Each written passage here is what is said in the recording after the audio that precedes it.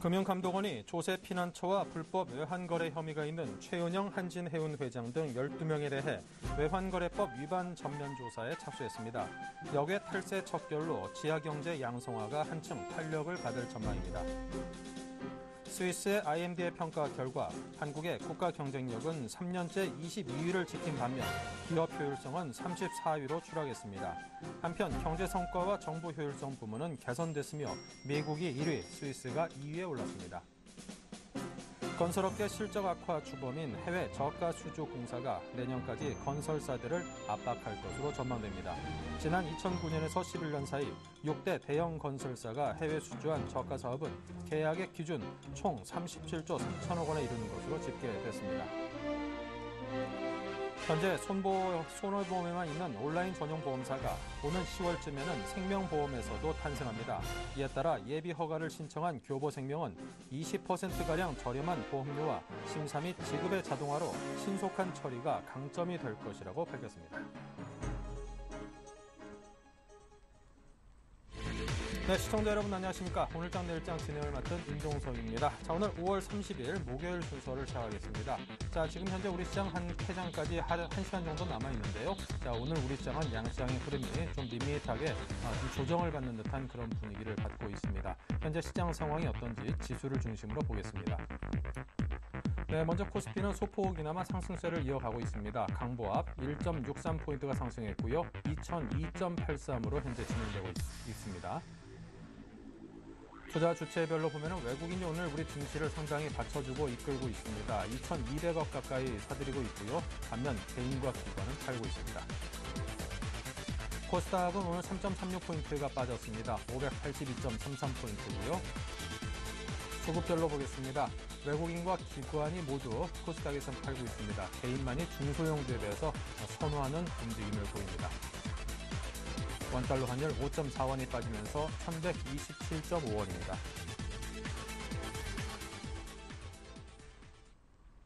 네, 오늘장 내일장 1부에서 어떤 내용들 준비되어 있는지 주요 내용들 살펴봅니다.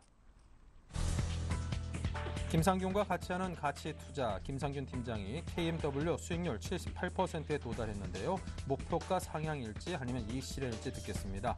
맹목적인 장기 보유는 금물이라고요.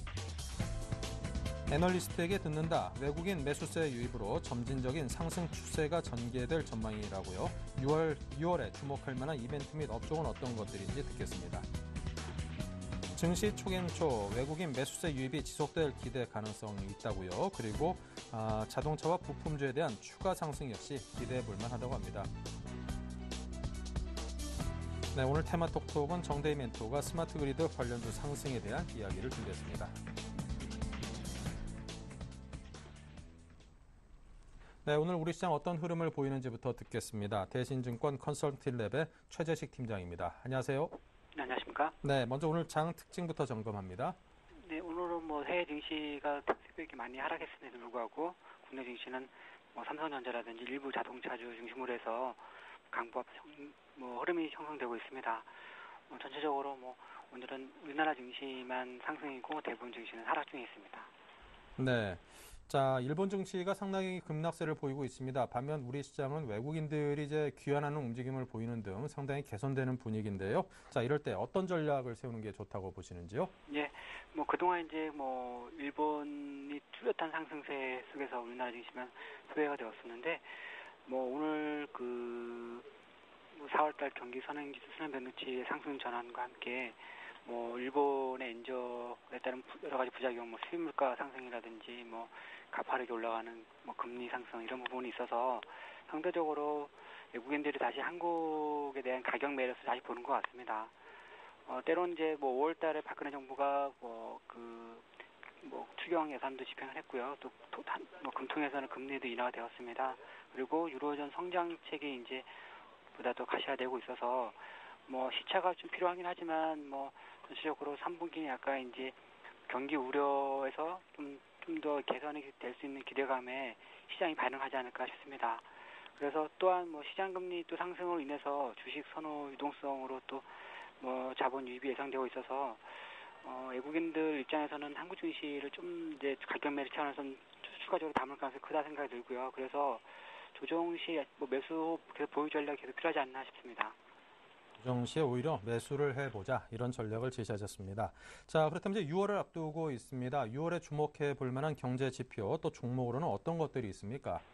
네, 뭐 6월 전체적으로 뭐 6월에 FMC도 있고 EU 정상회담 뭐 22 이런 회의 등이 중요한데요.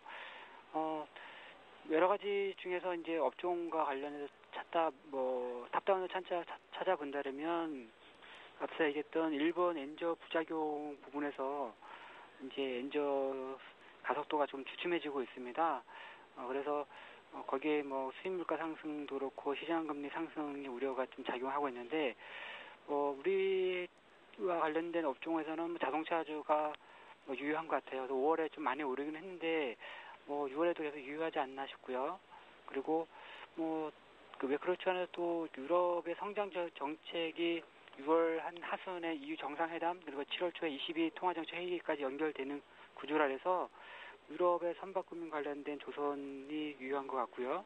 그리고 뱅가드 물량의 감소 부분 그리고 7월 첫째 주에 사상 최대 영업이익이 나오는 삼성전자 그리고 국내적으로는 이미 이제 1, 2, 3 연속으로 선행지수 수명 변동치가 하향했었지만 4월에서 상향 조정이 되었고요. 또 5월 달 나오는 6월 말에는 좀 더 괜찮을 거라 예상됩니다. 그래서 은행주 그리고요. 아마 5월, 6월 초 중순까지 좀 숨 고르게 하는 이제 음식료 같은 경우에도 워낙 경제적인 신뢰도가 높지 않기 때문에 일부 경기 방어업종으로 밥의 전략도 삼을 필요가 있겠습니다. 네, 알겠습니다. 자, 그렇다면 끝으로 지금 시장 상황에 맞는 시장 전략을 제시해 주시면 투자자들에게 큰 도움이 될 듯 싶습니다. 네. 일단 외국인들이 최근 5월 중순 이후부터는 좀 더 사고 있는 분위기고요. 그리고 4월에 그 산업 생산이라든지 경기 종합지수 부분이 긍정적으로 작용을 했고 또 일본 증시 변동성이 부분에서 이제 보여주듯이 엔저 속도 둔화 부분 고려한다면 전차주 대응이 가장 유효한 것 같고요. 그리고 대형주 부분이 약간 더 유효한 것 같고 그리고 일부 많이 올라갔던 중소형주라든지 일부 종목들은 단기 차익 실현도 필요한다 생각이 듭니다. 그리고 나서 향후에 다시 저가 매수하더라도 일부 그런 시점이지 않는가 싶습니다. 네. 자, 그리고 EU 집행위에서 그 주요 위기국들에 대해서 재정 적자 감축 시한을 좀 연장해 주는 등 이 성장과 고용을 촉진하는 쪽으로 방향을 틀고 있습니다. 아무래도 긴축 정책 그동안 이제 많은 국들의 이제 그 어떤 군토 분담을 강요해왔던 그런 긴축 정책을 좀 완화하는 움직임으로 보여지는데요. 자, 어떻습니까? 이와 관련해서는 어떤 의견을 제시하시는지요? 네. 일단 그동안 4월 중순까지는 독일 메르켈 총리 입장에서 이제 재정 건전화가 최우선이 했었는데 4월 중순 넘어가면서부터는 저기 프랑스 대통령의 그 힘이 더 세지면서 발언의 힘이 세지면서 이제 5월 초에 금리 인하가 되었었습니다. 그래서 최근에는 독불 회담에서 청년 실업 고용 대책도 나왔고요. 그래서 그러한 대책들이 6월 하순에 EU 정상회담과 7월 초에 22 통화 정책 회의 그다음에 EU 노동 장관 회담 이렇게 연결되는데요. 당장 이제 그 수순 차원에서는 되게 좋은 것 같습니다. 재정 건전화도 중요하지만 어쨌든 경제가 살아야지 재정 건전화가 되는 거니까 그 부분을 이제 정책의 포커싱을 바꾼 거라서 긍정적인 것 같고요. 특히 우리나라가 중국이랑 되게 이제 제1의 수출국인데 또 중국도 수출 상위국이 또 유럽인데 유럽 쪽이 성장 정책을 간다라면 중국한테 좋고요. 그러면 중국이 좋다라면 우리나라도 반사적인 효과를 보기 때문에 경기 관련해서는 좀 더 긍정적으로 봐도 되지 않나 싶습니다.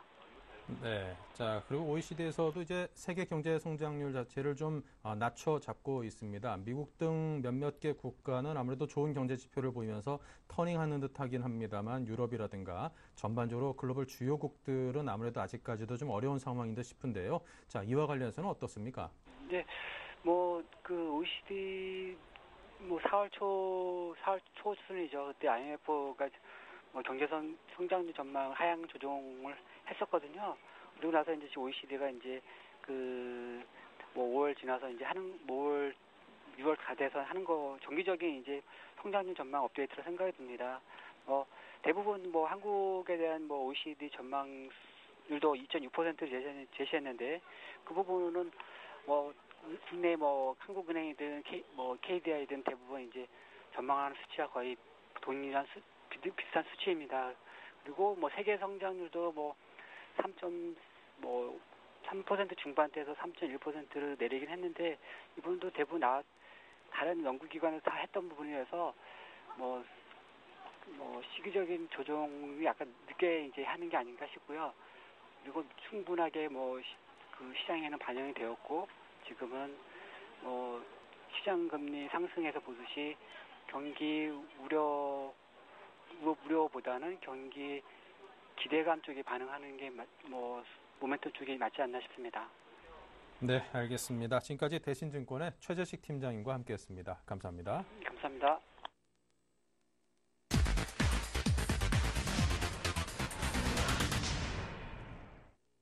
네, 발빠른 이슈 분석과 실질적인 투자 전략까지 함께 짜보는 증시 촉앤촉 시간입니다. SK증권 역삼 PIB 지점의 조윤석 과장입니다. 안녕하세요. 네, 안녕하십니까. 네, 코스피 2000선을 돌파했습니다. 외국인 매수세도 지속적으로 유입되고 있고요. 자, 우리 시장 앞으로 이런 좋은 분위기가 지속될 수 있을까요? 네, 우선 지금 코스피 시장을 설명하기 위해서는 외국인의 수급이 지금 가장 중요한 상태인데요. 지금 외국인의 매수세는 지금 며칠간 계속되면서 오늘까지도 2,300억 가량 매수가 진행이 되고 있습니다. 지금 프로그램은 마이너스인데도 불구하고 외국인이 매수가 진행이 되는 건 결국 개별주뿐만 아니고 프로그램도 동시에 매수가 진행이 되고 있다는 것을 암시를 하고 있습니다. 즉 전방위적으로 매수가 서서히 일어나고 있다고 보시면 될 것 같은데요. 그런 것들을 매크로 상으로 좀 풀어보게 된다면 결국 채권 금리의 상승을 통한 위험자산 배분의 증가라는 것에 대해서 좀 초점을 맞춰보고 싶습니다. 특히 채권 금리가 상승하게 되면 기존에 채권에 있던 자금이 당연히 다른 자산 쪽으로 이동을 해야 되는 필연적 결과를 낳게 되는데요. 그 필연적 결과는 보통 그레이트 로테이션이라고 하죠. 전략 배분의 시작입니다. 전략 배분의 시작이라는 것은 전술적 움직임이 아니고 전략적으로 자산의 배분이 일어난다는 것인데요. 그런 것들이 이제는 시작이 되지 않았나 판단해 봐야 될 것 같고요. 글로벌 경기 자체도 IMF 등 여러 가지 기관에서 경기 하향을 GDP 성장률 하향을 내보내긴 했지만 이제는 하향 추세보다는 바닥을 다지는 구간으로 판단해야 되지 않나 그런 생각을 하고 있습니다. 그렇기 때문에 외국인 물량들이 그렇게 일정적으로 유입이 된다고 보시면 될 것 같고요.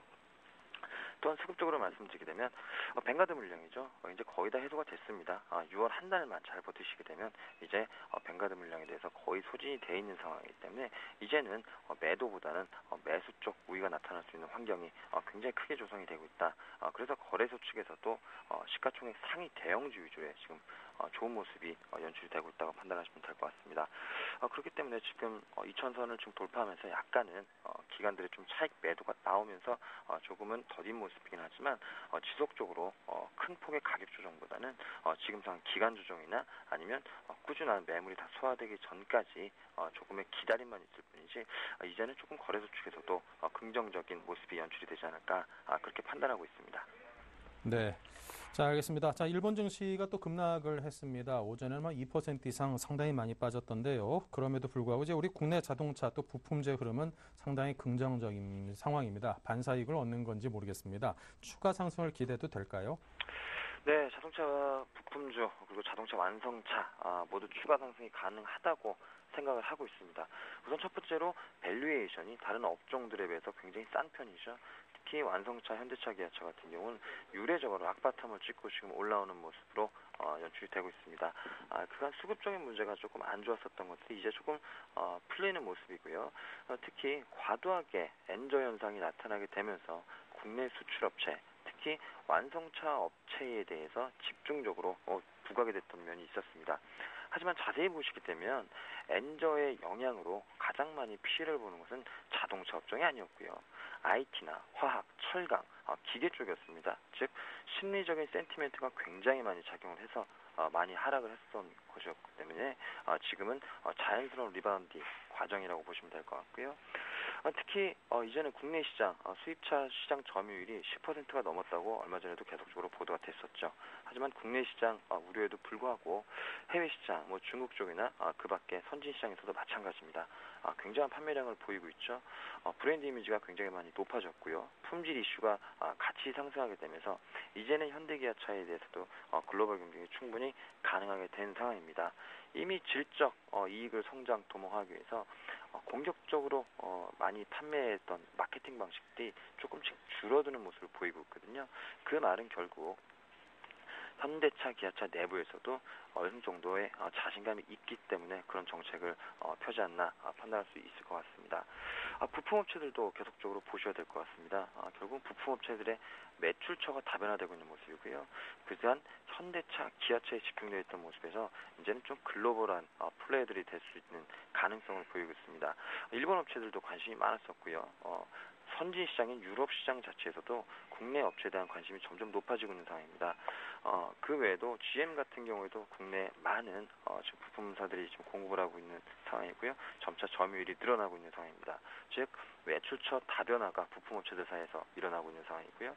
또한 현기차의 글로벌화 전략에 의해서 동반 진출하는 경우가 굉장히 많아지고 있죠.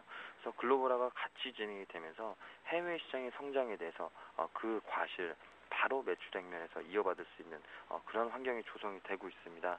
또한 환율 측면에서 마찬가지지만 환율 측면에서 현지 공장이 조금 많아지게 되면서 환율의 영향성이 조금 줄어드는 모습이 관찰이 되고 있죠. 그러면서 부품업체들의 리레이팅이 계속적으로 진행이 될 것이라고 보고 있습니다. 중간중간 가끔씩 너무 많이 가파르게 상승을 했다거나 시장 상황이 조금 안 좋았을 경우에는 조정이 받을 수 있지만 기본적인 우상향에는 변함이 없다. 그렇게 말씀드리고 싶습니다. 네. 자, 그렇다면 이제 우리 시장이 상승 쪽으로 좀 방향은 잡아가고 있는 것 같습니다. 하지만 여러 가지 뭐 글로벌 주요 증시들의 움직임이 부정적인 것을 놓고 보면은 아직까지도 변동성의 가능성을 염두에 두고 대응을 해야 될 텐데요. 자, 투자 전략을 좀 잘 세워주셔야 할 것 같습니다. 어떨까요? 네, 지금 상당히 혼조스럽습니다. 외국인의 수급이 이대로 이어질 거라 믿기에도 조금 애매하고요. 그간 시세를 주도했던 중소형주였죠. 중소형주의 차익 실현이 지금 나오고 있는 모습입니다. 특히 외국인들과 기관의 수급이 서로 충돌을 하면서 완충정치를 했었는데 오늘은 매도가 외국인 기관 양매도가 나오는 상황이라서 차익 실현이 좀 강하게 즉 변동성이 확대되는 모습이 나오고 있죠. 그렇기 때문에 일정 부분 현금을 조금 갖고 계시면서 대응을 해야 되는 장이라고 생각을 하고 있고요. 오늘 정도 지금 밀리고 있기 때문에 그간 높게 상승했던 종목들 위주로 하락이 나오고 있습니다. 하지만 한 번 정도 하락이 더 나오게 되면은 아무래도 누릴목이 완성이 되지 않을까 그렇게 판단을 하고 있기 때문에 현금을 충분히 확보하시는 그때 다시 한번 비중 조절이나 새로운 종목들을 한번 모색해 보시는 것이 우선 가장 기본적인 전략이고요. 지금 현재 외국인들의 대형주 매수세가 지속이 될 것이라고 보고 있기 때문에 대형주는 지수 관련주 위주로서 편입이 가능하다고 보고 있습니다. 특히 오늘 같은 경우에도 삼성전자가 2% 이상의 강세를 보이고 있는 모습인데요. 삼성전자를 비롯해서 LG 디스플레이, 현대차, 기아차 등 시가총액 상위 초대형주에 대해서 좀 관심을 기울이신 편이 옳지 않나 판단하고 있습니다. 네, 일정 부분 좀 현금을 확보해두는 전략 그리고 지수 관련 대형주 위주로 좀 매수를 하는 것이 좋겠다라는 의견을 주셨습니다. 자, 그렇다면 지난 추천 종목들의 수익은 현재 어떤지 포트폴리오 점검을 하겠습니다. 네, 지금 조윤석 과장의 포트폴리오입니다. 현금 비중이 20%이고요. 나머지 80%는 각 20%씩 4개의 종목이 채워지고 있습니다. 네, 수익을 보겠습니다. 요즘 잘 나갔던 종목들이 꽤나 많이 끼어 있습니다. 남아토건 25.6% 올랐고요. 그 밑에 아이테스트도 26% 올라서 두 종목이 단연 수익률이 지금 현재 탑입니다. 자, 그리고 동부하이텍이 16%, LTS가 12.4%가 올랐습니다. 남아토건과 아이테스트는 많이 올라서일까요? 이익 실현, 전략 매도 등등의 의견을 주셨네요. 네, 자, 그럼 하나하나 AS로 자세한 말씀을 들어보겠습니다.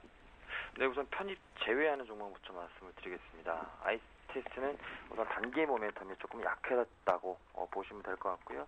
특히 가파른 상승세, 특히 수급이 좋은 모습을 보이면서 상승이 연출이 되기도 했었지만 지금 강력한 매물대였던 2,500원에서 2,700원대 물량을 뚫지 못하는 모습입니다.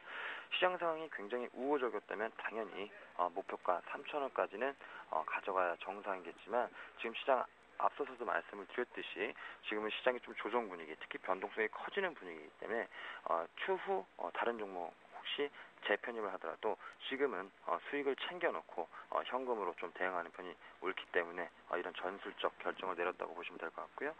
종목에 대한 목표가는 변함이 없었습니다. 하지만 시장에 대한 변동성 확대가 예상이 되기 때문에 우선적으로 매도 말씀을 드리는 거고요. 남아통운 같은 경우는 말씀드린 가격이 거의 접근을 했습니다. 7,000원 정도 접근을 했었기 때문에 이제는 상승 탄력이 상당히 둔화될 수밖에 없는 그런 지점이라고 보고 있습니다.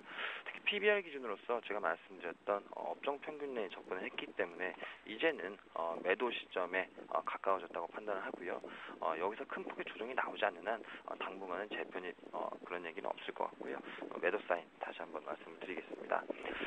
그리고 저희가 두 종목 정도는 계속적으로 홀딩을 할 건데요. LTS 같은 경우는 상승폭이 조금 둔화되는 모습이지만 자연스러운 지금 조정이라고 보고 있는 상황이고요. 아직까지도 목표가가 많이 남아있는 상황이기 때문에 지속적으로 홀딩 의견 전해드리고요.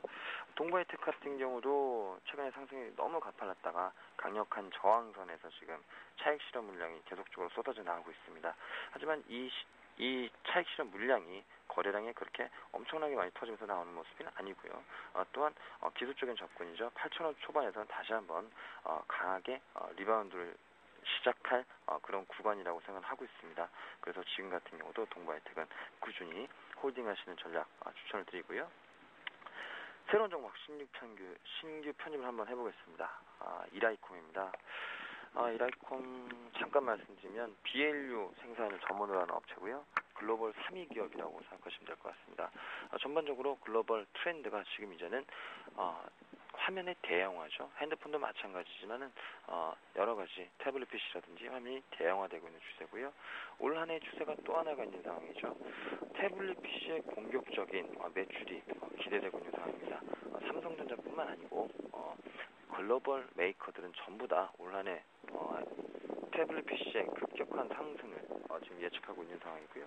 그렇기 때문에 태블릿 PC에 가장 직접적인 수혜를 받을 수 있는 이라이콘 같은 경우는 BLU의 매출액이 급증할 수밖에 없는 구조라고 판단을 하고 있습니다. 또한 이라이콤의 고객사를 한번 살펴보시게 되면요. 삼성전자, LG 디스플레이를 들 수가 있겠죠.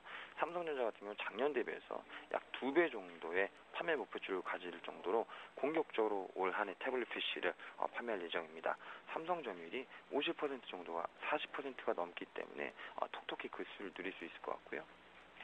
LG 디스플레이 같은 경우는 대부분 애플 물량을 처리하고 있기 때문에 올 하반기 여러 가지 신제품들이 쏟아져 나오게 됩니다. 그런 물량들을 고스란히 이라이콤에서 책임질 것으로 보이기 때문에 하반기에 대한 매출액 성장이 급격할 것으로 보고 있습니다. 매출액 한 6,600원, 그리고 영업이익 510억 정도 예상을 하고 있기 때문에 지금 굉장히 저평가라고 보고 있는 상황이고요. 오늘도 종가 정도에 매수해 놓으면 전혀 무리가 없다라고 판단하고 있습니다. 목표가는 22,000원 정도로 잡도록 하고요. 손절가는 그래도 조금 길게 잡도록 하겠습니다. 15,000원 정도 생각하시면 될 것 같습니다. 네, 오늘 이라이콤에 대한 신규 추천을 하셨습니다. BLU, 이제 모르시는 분을 위해서 설명을 드리면 백라이트 유닛이라고 하죠. LCD 자체가 이제 빛을 못 내기 때문에 그 뒤쪽에서 빛을 내주는 그런 광원을 말하는 것인데, 워낙 이제 태블릿 PC 시장이 넓어지다 보니까 그에 따르는 수혜를 톡톡히 있게 될 이라이콤을 오늘 추천을 하셨습니다.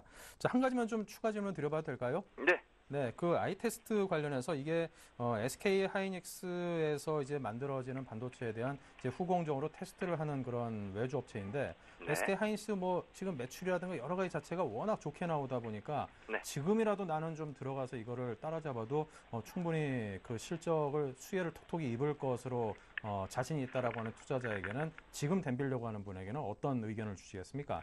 네, 기존에 가지고 있지 않은 고객분들에게는 사실상 지금 추천하는 것은 조금 무리가 있지 않나 그렇게 판단하고 있고요. 단기적인 가격대 최종 목표가는 3,500원에서 4,000원까지 올 한 해 반도체 경기가 이 정도 속도로 계속 이루어지게 된다면 분명히 갈 수 있다고 생각을 하고 있습니다. 하지만 단기적 상승, 기술적 분석을 조금 하시게 되면 이미 상당한 과열권에 있기 때문에 적어도 가격 조정이 오지 않더라도 하더라도 옆으로 흐르는 기간 조정까지는 생각을 해보셔야 될 것 같거든요. 그런 모습들을 생각해 보신다면 지금 구간은 그렇게 썩 좋은 매수 구간은 아니라고 판단하고 있습니다. 게다가 단기적인 상승 목표치가 2,700원에서 3,000원 정도였기 때문에 이미 200원 정도도 차이가 안 나는 상황입니다. 그래서 오히려 지금은 혹시나 장이 조금 안 좋을 상황에는 득보다 실이 조금 많은 상황이기 때문에 신규 매수 추천 조금 드리기가 어렵다. 이렇게 말씀드리고 싶네요. 네, 기업 가치 면에서는 좋고 기술적인 측면에서는 좀 부담스럽다. 이런 의견으로 정리를 해보겠습니다. 자, 지금까지 조윤석 과장과 함께했습니다. 오늘 말씀 감사합니다. 네, 고맙습니다.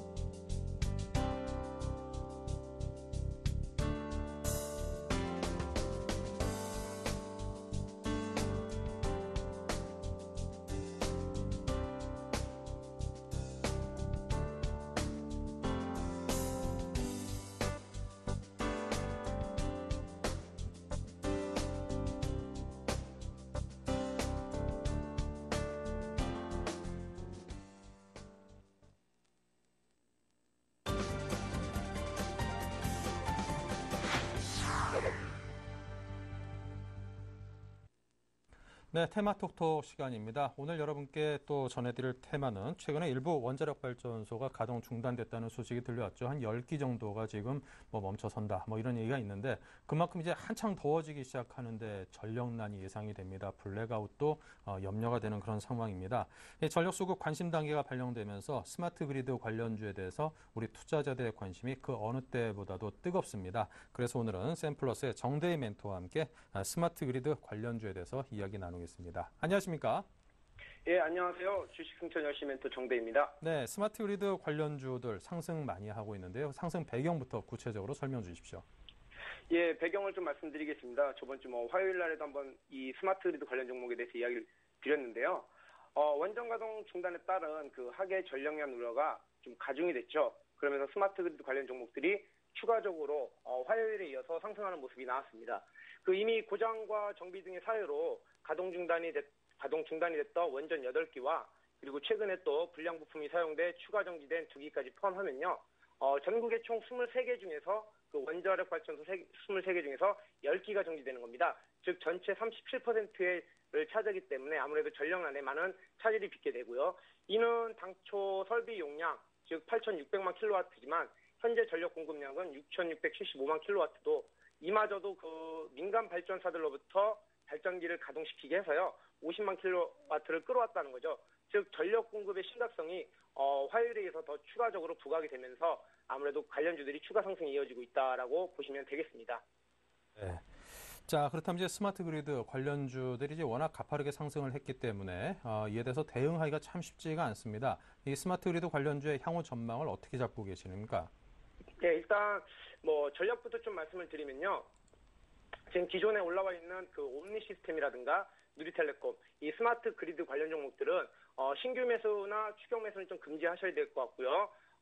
전망 같은 경우는 먼저 결과를 말씀을 드리면 추가적으로 조금 더 상승 가능하다라고 말씀을 드리겠습니다. 그 이유에 대해서는 일단 보통 전력 수요는 5월 달부터 급증해서 7월 달, 8월 달, 즉 여름철에 최고조에 다다르거든요. 근데 올해 같은 경우는 이미 벌써 4월부터 이런 현상들이 벌어지고 있고, 그리고 또 최근에 기상청 발표에 따르면 6월 이후에도 평년 기온보다 높은 고온 현상이 가을까지 지속할 것으로 이렇게 예상된다라고 말이 나왔습니다. 즉 이 말은 무슨 말이냐면 전력 피크 기간이 평년 비해서 일찍 시작되고 일찍 끝날 거나 늦게 끝날 거라는 거죠. 그러면 전력업계에서는 안정적인 전력 운용에 위해서는 그 예비율이 10% 이상은 된다라고 이렇게 보고 있는데, 현재 지금 전력 예비율이 10% 아래로 떨어진 날이요. 29일을 기준으로 했을 때 총 149일 중에 55일이 10% 미만으로 예비 전력률이 떨어진 걸로 이렇게 나오고 있습니다. 그래서 다른 어느 때보다도 대규모 정전 상태, 즉 블랙아웃에 대한 우려가 더욱 부각될 것으로 보이기 때문에 관련주들의 추가적인 상승이 충분히 나올 수 있다고 봅니다.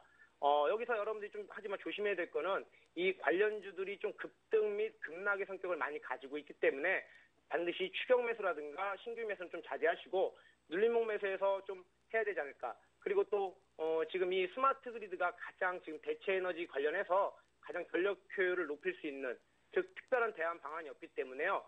이 스마트 그리드 관련 종목들이 더 지금 두각을 받고 있다라고 말씀을 드리겠습니다. 또한 추가적인 원전 문제가 발생이 됐을 때는 더 한번 주가가 급등 랠리를 나올 수 있다라고 또 한번 말씀을 드리겠습니다. 네, 알겠습니다. 자, 그렇다면 이제 이 중에 종목을 하나 좀 찝어주신다면은 어느 종목을 콕 찝어주시겠습니까?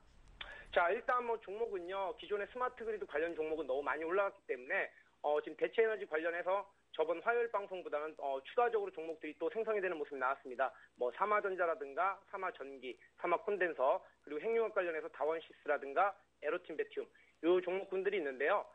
제가 오늘 콕 집어서 말씀드릴 수 있는 종목은 바로 다원시스입니다. 자, 차트를 좀 보면서 말씀을 드리겠습니다. 다원시스라는 종목은요, 이 동사는 특수전원 장치 사업을 영위하고 있고요. 주요 제품군은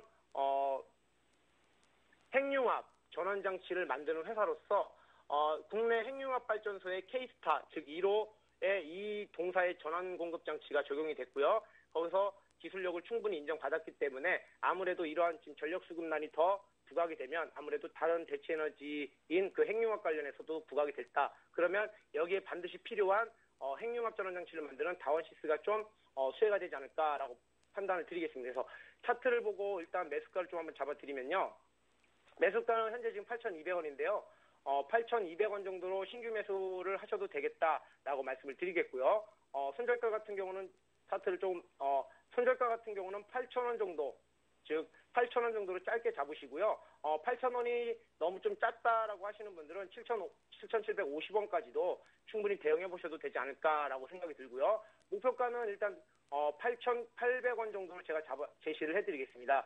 최근에 가장 많이 올라갔던 고가 부분이고요. 그래서 목표가는 8,800원, 그리고 손절가는 8,000원에서 7,750원 정도 대응하시고 매수는 현재 포지션도 충분히 가능성이 있다라고 말씀을 드리겠습니다.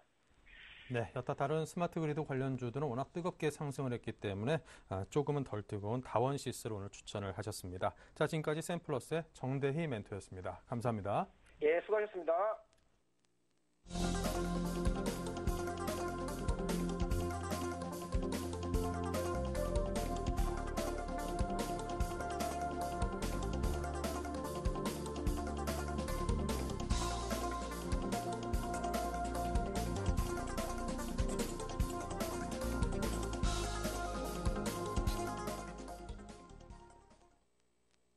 네, 7일간의 수익 다이어리 코너를 이어가겠습니다. 먼저 지난 수익률 체크부터 하겠습니다. 네, 요즘 우리 시장이 상당히 많이 올랐음에도 불구하고 지금 7일간의 수익 다이어리를 채우고 있는 종목들의 수익이 요즘에 조금 쉬어가는 듯한 그런 움직임을 보이고 있습니다. 하지만 그전에 워낙 많이 잘 올랐었기 때문에요. 잠시 기간적으로 좀 쉬어가는 거라고 이해를 해보겠습니다. IM이 0.4, 네오이즈 게임즈가 0.3% 소폭 수익을 내고 있고요. ISC는 마이너스 2.4, 이수페타시스가 좀 많이 빠졌습니다. 마이너스 7.5%고요. IM이 마이너스 0.3으로 세 종목이 모두 제자리 걸음을 하고 있습니다. 네, 자 이렇게 해서 박현상 대리의 IM이 0.4% 수익으로 오늘의 위너 종목으로 꼽혔습니다. 자, 매주 화요일 종목 추천하시는 JB스탁의 이정복 대표를 연결합니다. 안녕하세요. 네, 안녕하세요. 네, 네오이즈 게임즈 추천하셨는데 수익률이 현재 0.3%, 일단은 수익이 좀 나 있는 상태입니다. 어떻게 대응을 해볼까요? 네, 이 종목 제가 이제 추천 드릴 때부터 말씀드렸던 것이 현재 자리에서 바로 강하게 치고 갈 수도 있지만 한 기간주 중 일주일 정도는 좀 나와줄 수가 있기 때문에 금일 같은 경우도 19,100원까지 좀 강하게 상승을 했다가 코스닥이 살짝 좀 소폭 밀리면서 좀 밀리는 모습인데 걱정할 필요가 전혀 없을 것 같습니다. 제 개인적인 판단으로는 제가 이 시간에 이제 소개해드리는 종목들은 다 갈 수 있는 종목들이기 때문에 일단 제가 봤을 때는 17,800원에서 18,000원 사이에서 매수를 하는 전략이 좀 좋아 보이고요. 지금 현재 가격에서 매수 충분히 좋아 보이고요. 중기적인 관점에서는 3만 원까지 저는 보고 있는 기업이고 트레이딩 관점에서 본다면 한 2만 한 3,000원 정도까지는 충분히 도달이 가능하다. 그래서 앞으로 모바일 게임 쪽으로 이런 진출했다는 모멘텀이 한번 불어준다면 그리고 그 네오이즈 인터넷과의 합병 모멘텀도 나와줄 것이라고 판단이 되고 있기 때문에 현재 구간 매수 구간이라고 말씀드리겠습니다. 네, 현재 구간은 매수 구간이다. 걱정할 게 없다. 자, 그럼 새로운 종목은 또 어디를 말씀하실런지요? 네, 오늘은 근데 유진 로봇을 한 번 더 소개를 드리려고 하는데요. 네. 좀 아쉬운 것이 오늘 좀 강하게 한 5%까지 강하게 좀 치고 가면서 정고점을 돌파하는 좀 기술적 흐름이 나오지 않겠느냐 이렇게 생각을 했었었는데 장이 좀 밀리면서 지금 현재는 살짝 좀 밀리는 모습인데 이 종목 오늘 거래량이 굉장히 많이 나왔습니다. 160만 주 정도가 나왔는데 최근 대비 거래량 가장 많다고 보고 있고요. 그래서 그 전고점 매물대를 좀 소화하는 과정으로 저는 이해를 하고 있고요. 그래서 매물대에서 장이 좋지 않으니까 개인들이 좀 매도하는 것이 아닌가 생각을 하고 있고요. 사실 오늘 일정이 있습니다. 산업부에서 이제 산업 간 융합을 통한 로봇 정책 추진이 오전에 있었고요. 그리고 오늘 이제 장 끝나고 3시에 이제 김재용 1차관 법무처로 이제 로봇 산업 정책 협의회가 있습니다. 3시에. 그래서 아마 좋은 결과가 나올 것이라고 판단을 하고 있고요. 로봇 산업 육성 전략하고 이제 정책 방향을 발표할 예정이 있습니다. 그래서 일단 지금까지 결정된 것은 올해 로봇 산업에 대한 정부 예산이 이제 1,635억 투입이 계획에 발표가 되면서 경기가 좋지 않음에도 로봇 이 시장에 대해서는 좀 좋게 보고 있는 것 같습니다. 그래서 차츰 규모가 확대될 전망에 있고요. 2020년까지는 1하고 1로봇 시대에 좀 예상을 하고 있는 만큼 국내 이제 시장 규모는 100조 원에 달할 것이다 이렇게 예측 전망이 나오고 있습니다. 그래서 이제 구정부나 현 정부나 이제 차세 IT 산업 같은 경우 이끌 종목은 이제 융합 신산업으로 로봇 산업을 좀 선정한 만큼 앞으로가 좀 기대가 된다고 볼 수가 있고요. 일단 또 이 유진 로봇 같은 경우는 이제 블랙 에디션 같은 경우 로봇 청소기를 홈쇼핑에 이제 방송을 했는데 굉장히 판매가 잘 된다고 하고 있습니다. 그래서 현재 로봇 관련 그 청소기 중에는 가장 흡입력이 좋은 것으로 좀 나와 있고요. 그래서 기술적으로 살짝 언급을 해드리겠습니다. 자, 현재 지금 코스닥 종목들이 좀 내려오는 종목들도 사실 오늘은 좀 많습니다. 하지만 오늘 거래량이 늘어나고 있고, 자, 보시면 그동안의 매물대를 가장 많은 거래량으로 지금 돌파를 하려고 하는 시도를 좀 보여주고 있다는 점, 그 3시 이후에 좀 이런 정책적인 결과가 좀 나올 것이라고 보고 있기 때문에 기대가 되고 있고요. 우리가 이제 주봉하고 월봉을 본다 할지라도 굉장히 올라갈 경우는 탄력 윗방향으로 굉장히 많이 열려있는 월봉입니다. 월봉 자체가. 그래서 만약에 없으신 분이라면 지금 가격도 편입이 무리가 없다 이렇게 말씀드리겠습니다. 현재가 3280 매수 충분히 좋아 보이고요. 손절가를 3,000원으로 제시해드리고 목표가를 4,000원으로 제시해드리겠습니다. 네, 자 이렇게 해서 유진 로봇 벌써 여러 번 말씀하셨던 기업인데요. 오늘 뭐 정부 관련해서 좋은 소식이 호재가 또 들려올 수 있을지 모르니까 여러분께서 그걸 충분히 아시고 잘 대응을 해보셔야겠습니다. 자, 지금까지 제이비스탁의 이정복 대표로부터 유진 로봇 추천받아봤습니다. 감사합니다. 네, 감사합니다.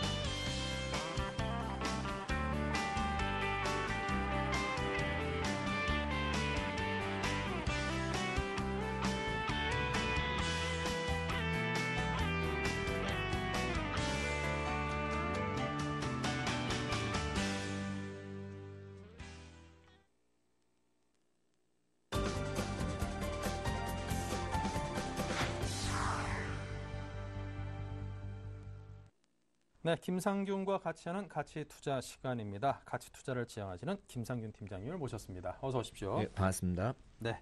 자, 김상균 팀장께서 그동안 추천했던 종목들이 포트폴리오 가득 채우고 있습니다. 현재 수익률이 과연 어떠한지 포트폴리오 점검부터 먼저 하겠습니다.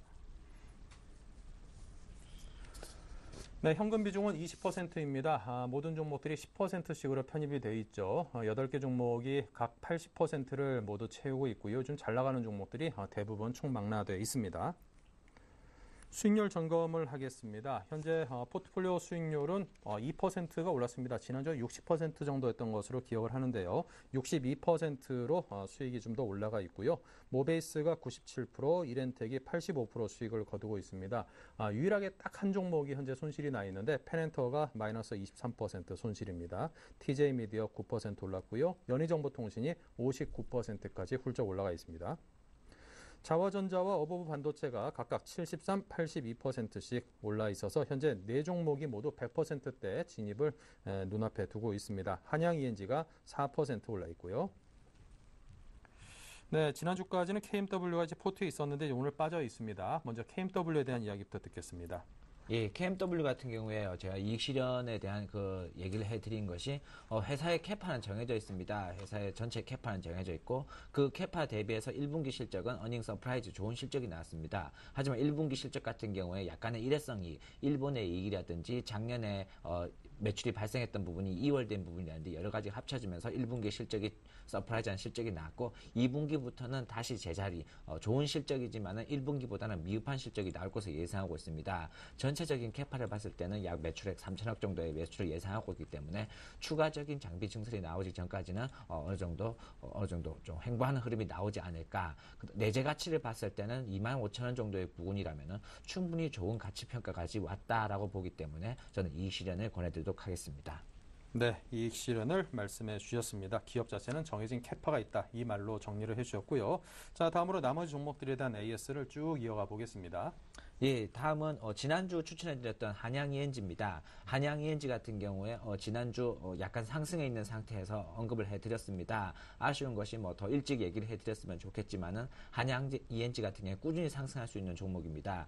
현재 뭐 1차적인 상승을 마치고 2차적인 상승을 위해서 기다리고 있는 상태라고 보시는 게 좋을 것 같습니다. 내재 가치 대비한다면 올해 예상 실적 대비해서는 충분히 아직도 저평가 구간이고 충분히 실적을 봤을 때는 10,000원 이상까지는 언저리까지는 움직여줘야 되는 종목이라 볼 수 있습니다. 더욱이 한양 ENG 같은 경우에는 최근에 연금이라든지 기관들의 수급까지 좋아지고 있기 때문에 플러스 알파적인 모멘텀까지 충분히 갖추고 있다. 그렇기 때문에 한양 ENG 같은 종목 같은 경우는 꾸준히 눌림목 구간에 나올 때마다 분할 매수로 접근해서 비중 자체를 늘리는 구간을 추천해 드리도록 하겠습니다.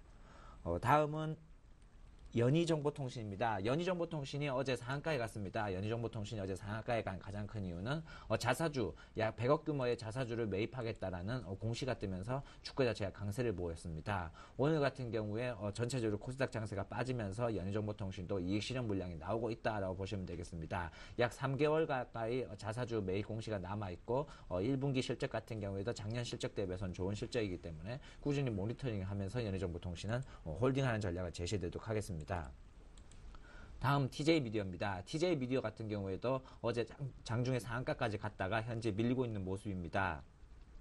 1분기 실적 같은 경우에 기대치만큼 예상하는 좋은 실적이 나왔습니다. 작년 1분기 실적 같은 경우에는 적자가 났지만은 올해 1분기 실적 같은 경우에는 큰 폭으로 크게 상승을 했습니다. 작년 4분기 실적보다는 미흡하겠지만은 기저효과에 의해서 1분기 실적은 충분히 좋은 실적이라 보시면 되겠습니다. 그만한 실적이 나와주고 배당도 꾸준히 나오기 때문에 TJ미디어도 계속 지속적으로 관심을 가질 필요성이 있다고 볼 수 있겠습니다.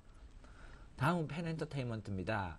보유하고 있는 종목 중에 유일하게 하락 종목이라 보시면 되겠습니다. 하지만 펜엔터테인먼트 같은 경우에는 다른 종목에 비해서 좀 더 긴 호흡으로 보셔야 될 것 같습니다. 드라마 편성 부분에서 추가적인 편성이 되지 않는 이상은 실적을 견인할 수 있는 어떠한 모멘텀 자체가 조금 부족한 모습입니다. 하지만 현재 가격 3,500원 뭐 이 정도 가격은 말도 안 되지 않는 충분히 저평가 구간이지 않을까라고 보고 있습니다. 회사의 실적 말고 자산 가치라든지 여러 가지 가치 자체를 비교했을 때는 충분히 가격적인 메리트가 있기 때문에 그 이하의 구간에서 3,500원, 4,000원 이하 그 박스권의 작은 구간에서는 꾸준히 분할 매수로 올해보다는 내년을 기약하면서 긴 호흡으로 안정적으로 들고 가시는 게 좋을 것 같습니다. 보통 사람들이 많이 물어봅니다. 이렇게 추가적인 모멘텀이 없는데 왜 펜엔터테인먼트를 꾸준히 들고 가느냐 얘기를 하고 있지만은 주가 자체가 워낙 싸기 때문에 더 이상 손해볼 구간이 없고 포트폴리오 관리 차원에서 이런 종목들도 하나씩 필요하다는 입장입니다.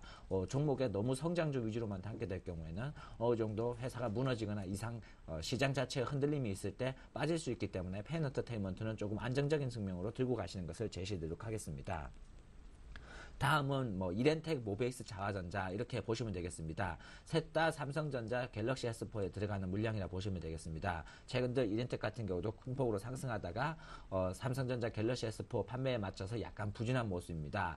이렌텍, 모베이스 둘 다 1분기 실적은 기대치만큼 나왔고 본격적인 성장은 2분기, 빠르면 2분기부터 일부 반영되고 전체적으로 실적이 최고치로 피크로 나오는 실적은 3분기로 보고 있습니다. 예상 실적 대비해서는 아직까지 저평가라 볼 수 있겠지만은 1차적인 상승을 끝내고 어느 정도 기간 조정이 나오고 나서 실적이 가시화될 수 있을 때 2차적인 조정이 나올 것으로 보고 2차적인 상승이 나올 것으로 보고 있습니다. 이렌텍과 모베이스, 자화전자 세 종목 다 꾸준히 관심을 가질 필요성이 있습니다.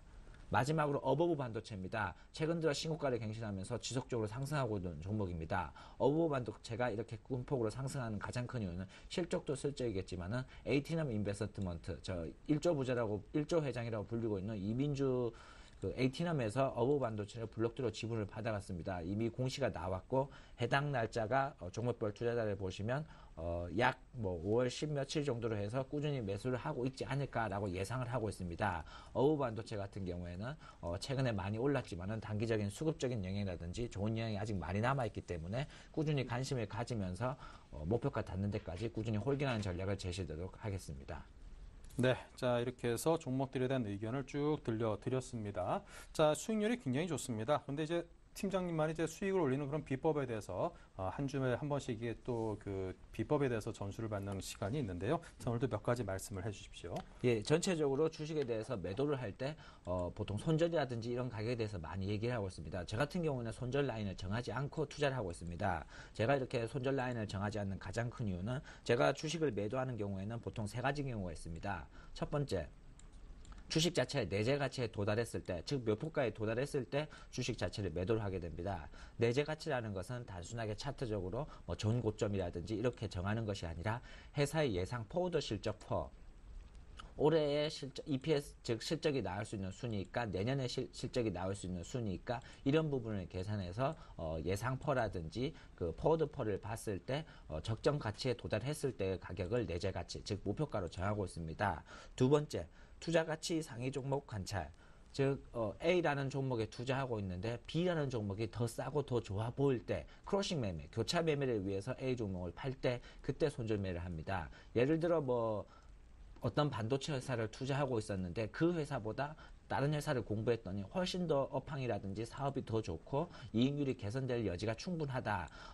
A라는 주식은 100% 오를 수 있는데 B라는 주식은 200% 오를 수 있다. 그렇다면 과감하게 저 같은 경우에는 A를 손절하고 B로 옮겨 타는 크로싱 매매를 위해서 매도를 하고 있습니다. 마지막으로 기업 펀드멘털 호선입니다. 즉 애초 투자했던 포인트가 달라질 때입니다. 그 회사의 반도체라든지 이런 업황이 좋아질 것으로 예상하고 투자를 했는데 자기가 투자했던 것보다 회사 자체가 그 회사에 받는 물량이 작다거나 아니면 펀드멘털에 문제가 생겼다거나 투자 포인트가 달라졌을 때 그 해당 종목을 매도를 하거나 손절매를 쳐서 나오게 되어 있습니다. 보통 이제 가치 투자를 얘기하게 되면은 무조건 우량주를 사서 장기적으로 보유하고만 있으면은 수익이 난다라고 얘기를 합니다. 하지만 그것은 잘못된 상식이라 보시면 됩니다. 보통 시장에서 얘기하고 있는 우량주 같은 경우에는 꾸준히 실적이 증가하고 경제적 해자를 가지고 있는 다른 기업보다 이 기업이 가질 수 있는 그런 해자라든지 그런 이익 때문에 우량한 기업이라고 얘기를 합니다. 삼성전자, 포스코 이런 회사 같은 경우는 우량주가 아니라 대형주입니다. 대형주와 우량주는 다른 것이라 보시면 되겠습니다. 작은 종목 중에서도 꾸준히 실적이 안정적으로 나오고 있고 회사 자체가 성장한다면 그 종목이 우량주입니다. 대형주도 마찬가지입니다. OCI 같은 경우에도 우량주라 보는 게 아니라 대형주로 보셔야 되고 실적이 꺾였기 때문에 우량주라 볼 수가 없는 겁니다. 앞으로도 꾸준히 실적이 증가할 수 있는 그런 우량주를 꾸준히 들고 갔을 경우에 꾸준히 수익이 날 수가 있습니다. 무조건 대형주, 잘 알려진 기업이라고 해서 무조건 장기적으로 보유해서 들고 간다고 수익이 나는 구조는 아니라고 말씀드리고 싶습니다. 네, 대형주와 우량주는 좀 구별을 해야 된다 이런 말씀이셨고요. 새로 편입하실 종목은요? 예, 오늘 언급해드릴 종목은 아이테스트라는 종목입니다. 아이테스트 기존의 반도체 업체들을 제가 많이 돌았습니다. 최근 들어 반도체 후공정 관련 업체들 약 20곳 이상을 탐방한 결과 아이테스트가 그중에서 탑픽으로 뽑아도 괜찮지 않을까라고 보고 있습니다. 특히 SK 하이닉스가 좋은 실적을 발표하면서 하반기에 들으면서 꾸준히 반도체 후공정 업체들이 수혜를 볼 것으로 예상하고 있습니다. 이 반도체 후공정 테스트를 하고 있는 것이 아이테스트, 윈팩 이런 회사를 볼 수 있겠는데 아이테스트가 그 중에서 밸류에이션이라든지 가격적인 면을 봤을 때 충분히 메리트가 있다고 보시면 되겠습니다. 당연히 반도체 업황 자체는 후공정으로 갈수록 하반기에 좋아지는 건 확실합니다. 그런데 아이테스트가 다른 타 업체에 비해서 좋은 점은 하나의 이유가 있습니다. 바로 감가상각 변경입니다. 이런 후공정 업체 같은 경우에는 장비에 장비의 감가상각, 즉 장비 하나하나의 가격이 워낙 비쌌기 때문에 7년 정액으로 할 경우에는 고정비가 너무 많이 나오고 있습니다. 즉 일정량, 매출이 고정비는 그대로고 매출이 증가할수록 영업 레버리지가 발생하게 되는데 이 부분 감가상각이 기존의 7년에서 10년으로 변경되면서 올해의 영업이익 측면에서 약 100억에 가까운 이익이 더 들어온다고 보시면 되겠습니다. 즉 숫자적으로 다른 기업에 대해서 약 100억보다 더 이익이 잡히기 때문에 밸류에이션도 충분히 훌륭하다고 보실 수가 있습니다. 차트를 보면서 다시 한번 언급을 해드리도록 하겠습니다. 최근에 주가 자체가 큰 폭으로 상승을 했습니다. 약 상한가에 안착한 적도 있었습니다. 이렇게 안착한 것은 반도체 후공정 부분에서 좋아질 것이라는 이슈가 나오면서 아이테스트를 비롯해서 다른 세미텍이라든지 아이텍 반도체 기타 업체들이 큰 폭으로 다 상승을 했습니다. 하지만은 이것은 앞으로 좋아질 것이라는 기대감에 오른 것이고 아직까지 주가 자체의 실적이라든지 예상 실적 대비해서는 충분히 싸다라고 보시면 되겠습니다. 약 2,500원 정도에서 박스권을 보일 것으로 예상하고 있기 때문에 지금 구간, 오늘 종가 구간에서 꾸준히 분할 매수로 접근할 경우에는 마찬가지로 목표가 3,500원까지는 충분히 달성 가능하다고 보시면 되겠습니다. 주가 자체는 오늘 내일 떨어질지 알 수가 없습니다. 장기적으로 봤을 때는 꾸준히 상승할 수 있기 때문에 관심을 가지면서 모니터링 하실 필요성이 있다고 보시겠습니다. 네, 자 이렇게 해서 김상균 팀장께서 오늘은 아이테스트를 신규 추천 종목으로 말씀하셨습니다. 반도체 관련해서 워낙 많은 종목들이 좋지만 그중에 탑피어로 꼽아준 종목이기 때문에 여러분께서 꼭 관심 갖고 공부해 보시기 바랍니다. 자, 김상균 팀장의 최종 포트 다시 한번 정리를 해보겠습니다. 네, 현금이 아이테스트가 새로 편입이 되면서 10%로 줄었습니다. 9종목이 각 10%씩으로 편입이 되어 있죠. 네, 수익을 보겠습니다. 현재 포트 전체 수익은 62%입니다. 모베이스가 97, 이렌텍이 85% 올라 있고요. 펜앤턴은 마이너스 23%입니다만 기업의 가치 대비해서 여기서 더 이상 나빠질 거는 없다라는 생각에 자신감 있게 갖고 가신다고 했고요. 그 밖에 연희정보통신이 59% 수익을 보고 있습니다. 자화전자 어버브가 70에서 80% 올라 있고요. 한양ENG 추천받은 지 얼마 안 됐습니다만 44%가 현재 수익이 나 있습니다. 자, 그리고 오늘 신규 추천하신 아이테스트가 신규 편입되어 있습니다. 과연 어디까지 올라갈 수 있을지 한번 지켜봐야겠습니다. 네, 자 이렇게 해서 플랜A 투자연구소 김상균 팀장과 함께했습니다. 오늘 말씀 감사합니다. 고맙습니다. 네, 1부에 이어서 잠시 후 2부에서 뵙겠습니다.